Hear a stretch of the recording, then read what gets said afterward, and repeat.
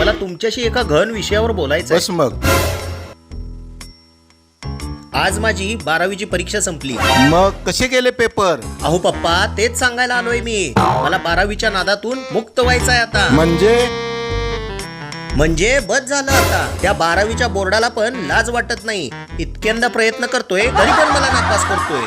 त्या sine cos थिटाचा तर मला वैताग आलाय. म्हणजे पेपर तुला वाईट गेलेत का? वाईट? अहो वाईट म्हणजे मी तर बोर्डाला पत्र लिहिलंय, माझे पेपर तपासण्यात वेळ घालवू नका, बाकीच्या पोरांचं भलं करा. इथं बस आणि रात्र रात्र बसून अभ्यास करत होतास ना? एवढं पैसे भरून तुला ट्युशन लावल्या. तेच सांगतोय, सगळं वाया जातंय. ह्या 12वीच्या शिक्षणातून मी मुक्त व्हायचं ठरवलंय. ऑक्टोबर मार्च ही वारी मला नाही करायची आहे. अहो 12वीच्या परीक्षा देऊन देऊन कंटाळलाय होतो. हे शिक्षण सोडून तू पुढं काय करणार आहेस? माझं सगळं ठरलंय. आपला जो 1 BHK फ्लॅट आहे ना, तो मी भाड्याने देणार.